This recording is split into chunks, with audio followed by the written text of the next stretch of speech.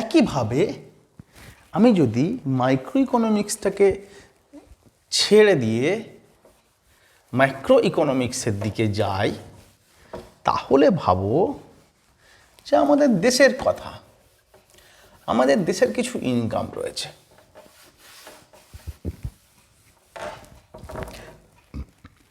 দেশের কিছু খরচ রয়েছে। এখন দেশ সেই ইনকামটাকে কোন কোন খরচের জন্যে লাগাবে, কোন খরচটা আগে করবে, কোন খরচটা পরে করবে। দেশের ইনকাম কি? What is the resources of a country?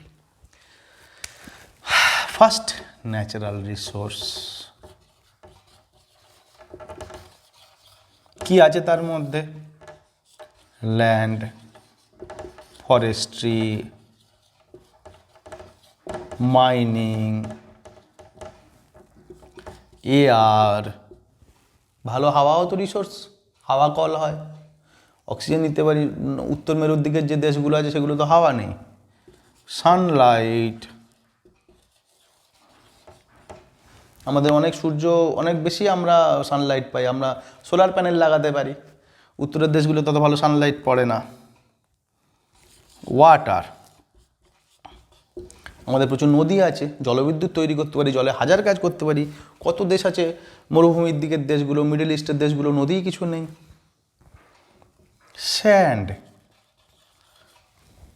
Natural resources. Human resource, জাপানে সব বুড়ো হয়ে গেছে।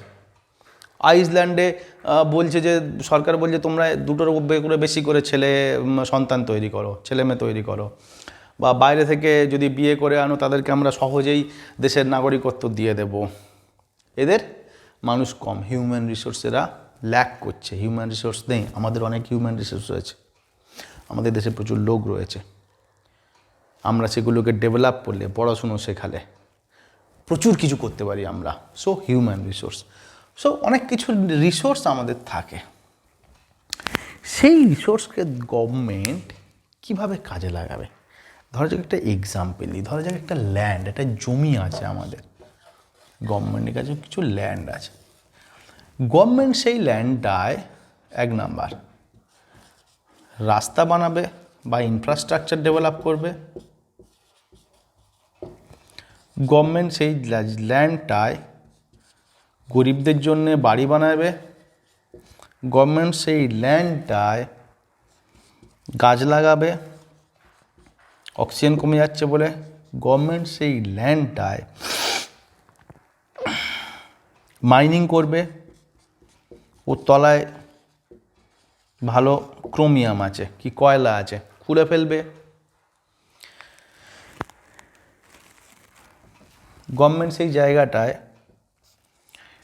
কোনো রকম প্রজেক্ট ডেভেলপ করবে,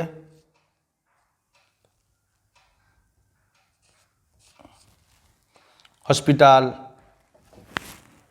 স্কুল।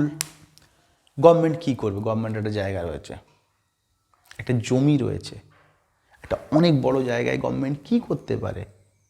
অনেকগুলো অপশান রয়েছে গভর্নমেন্টের কাছে। So this is the problem of choice two government. Government কোনটাকে পছন্দ করবে? কিসের ওপর গভর্নমেন্ট এই উত্তর তৈরি করবে? গভর্নমেন্টের কি প্রয়োজন, গভর্নমেন্টের কি চয়েস, গভর্নমেন্ট কি চায়। কেউ কেউ প্রয়োজন অনুযায়ী চলবে, কেউ কেউ তার ভালো লাগা অনুযায়ী চলবে। দুটো হিউম্যান বিহেভিয়ার, যা খুশি অনুযায়ী চলতে পারে। সেটাই ব্যাপার যে গভর্নমেন্ট কেমনভাবে চলবে। এটা জায়গায় জমি, ধর জায়গাটা বড় জলাশয়, একটা হ্রদ, একটা নদী, আমাদের জল আছে, আমরা সেই জলটা নিয়ে কি করব? আমরা সেটা ইরিগেশনের কাজে লাগাবো, আমরা হাইড্রো ইলেকট্রিক প্রজেক্টের কাজে লাগাবো, আমরা সেটা খাওয়ার পানীয় জল হিসেবে ব্যবহার করবো, আমরা সেটাকে ইন্ডাস্ট্রিয়াল ইউজ হিসেবে ব্যবহার করব। আমরা সেই জলটা এখান থেকে আরেক জায়গায় যাওয়ার যে জলপথ হিসেবে ব্যবহার করব। আমরা কি করব? সো গভর্নমেন্টের প্রত্যেকটা রিসোর্সই কিন্তু গভর্নমেন্টের সামনে একটা ইকোনমিক প্রবলেম খাড়া করে, যেটা প্রবলেম অফ চয়েস। আমরা ওইটা নিয়ে কি করব? আমরা ওইটা নিয়ে কি করব? কোনটা সবচেয়ে আগে দরকার আমার, কোনটাকে সবচেয়ে আগে আমার ব্যবহার করতে হবে, কোনটা না হলেই নয়, আমাকে সেটা করতে হবে। ক্লিয়ার? সো আমি কি বললাম, ল্যান্ডের, জলের, তুমি ঠিক সেরকমভাবে ধরা যাক গভর্নমেন্টের কাছে একটা খুব বড় জঙ্গল আছে, সেই গভর্নমেন্ট জঙ্গলটা নিয়ে কী করবে, লাইক অ্যামাজনের ফরেস্ট, আমাদের ব্রাজিল গভর্নমেন্ট কি পেরু গভর্নমেন্ট অ্যামাজনের ফরেস্টগুলোকে নিয়ে কী করে, কীভাবে ডিল করে, পড়বে, কমেন্ট সেকশানে ওপিনিয়ন জানাবে যে অনেকটা জমি থাকলে তাতে গভর্নমেন্ট কী ভাবে সেটাকে ইউটিলাইজ করতে পারে এবং কোন ইউটিলাইজেশানটা সবচেয়ে আগে দরকার। অর্থাৎ আমাদের কাছে problem of choice is equal to economic problem যেটা হচ্ছে, তার জন্য কিছু প্রশ্ন খাড়া হচ্ছে। প্রশ্নগুলো কি? প্রশ্নগুলো হচ্ছে কি তৈরি করতে হবে,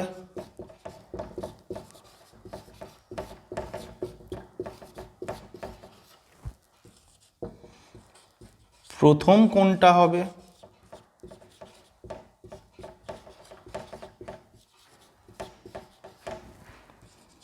কিভাবে হবে,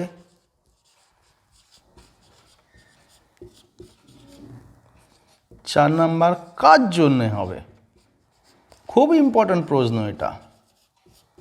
এটা নিয়ম হলো স্কুলে, 4 জন মাস্টারের সুবিধে হলো, 4 জন মাস্টারের অসুবিধে হলো। একটা ইন্ডাস্ট্রিয়াল ইস্যু নিয়ে গভর্নমেন্ট একটা ডিসিশান নিতে চলেছে। সেই ডিসিশানে মিডিল ক্লাসের বেশি উপকার হবে না লোয়ার ক্লাসের উপকার হবে, নাকি ইন্ডাস্ট্রিয়ালিস্টদের উপকার হবে? কারা উপকৃত হবে? গভর্নমেন্ট কাদের কথা আগে ভাববে? এটা গভর্নমেন্টের চয়েস। এটা গভর্নমেন্টের চয়েস। গভর্নমেন্ট কি কেবল ডাউনার যে লোকগুলো মারা যাচ্ছে পড়ে যাচ্ছে সেই লোকগুলোর জন্যেই ভাববে? এমন একটা পলিসি চুজ করবে, নাকি এমন একটা পলিসি চুজ করবে যাতে ইন্ডাস্ট্রিয়ালিস্ট, বড় বড় লোক, বড় বড় ব্যবসাদার, বিজনেসম্যানদের সুবিধে হবে? কোনটা করবে? So these are the economic choice and problem of choice and economic problem. এবং এর উত্তর কি? এর অ্যান্সার হচ্ছে যে সেইটা করতে হবে যাতে আমার জিনিসটা সবচেয়ে ভালোভাবে ব্যবহার হয়, সবচেয়ে বেশি সংখ্যক লোকের কাজে লাগে। So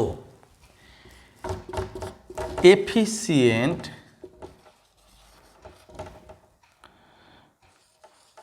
use of resources. উত্তর কি? এটা হচ্ছে উত্তর প্রবলেম অফ চয়েসের বা ইকোনমিক প্রবলেমের, যে সম্পদরা আমি একটা টাকা বারবার খরচ করতে পারি না, সব রকম খরচ করতে পারি না, তেমনভাবে খরচ করব যাতে আমার সেটা থেকে সবচেয়ে বেশি উপকার পাই এবং সেটা থেকে সবচেয়ে বেশি সংখ্যক লোকের উপকারে আসে। This is the approach of every government. প্রতিটা গভর্নমেন্টেরই তেমনই অ্যাপ্রোচ হয়ে থাকে। সো অল দিস থিংস আর problem of choice and economic problem. I hope তোমরা প্রত্যেকে বুঝেছ। তোমরা নিজেদের লাইফে দেখবে ভেবে যে তোমাদের মধ্যে ইকোনমিক প্রবলেম কি বা প্রবলেম অফ চয়েস কীভাবে কাজ করে। আমাদের ইন্ডিয়ার ক্ষেত্রে দেখবে আমাদের ইন্ডিয়ার কী কী রিসোর্স রয়েছে, সেগুলোতে ভারত সরকার ঠিক কীরকমভাবে ভাবছে।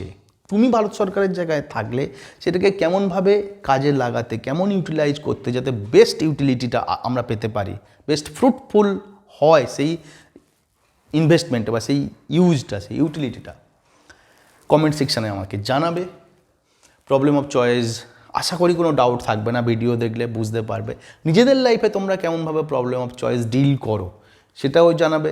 পার্সোনালি তোমার প্রবলেম অফ চয়েস কেমনভাবে ফেস করো, আর ইকোনমিক প্রবলেম সেটা এখন কেমনভাবে বুঝতে পারছো আমাকে জানাবে। আর economic activity that is production, distribution, consumption and trades of goods and services, এটা তুমি কোথায় কোথায় বুঝতে পেরেছো, কোন এক্সাম্পলের মধ্যে দিয়ে তুমি এটা বুঝতে পেরেছো কমেন্ট বক্সে জানাবে। আর অবশ্যই বন্ধুদের মধ্যে শেয়ার করবে এই ভিডিওটা, এই ক্লাসগুলো, তারা যারা দূরে গিয়ে কলকাতায় গিয়ে দিল্লি গিয়ে কোচিং নিতে পারে না বা পারছে না। ওকে আমার প্রিয় ভাই বোন, আমরা এর পরের ক্লাসে কী পড়বো? Factor of production. খুব ইম্পর্ট্যান্ট ফ্যাক্টর অফ প্রোডাকশান, প্রচুর প্রশ্ন আছে ফ্যাক্টর অফ প্রোডাকশান থেকে বা আসতে পারে। ওকে চলো টাটা।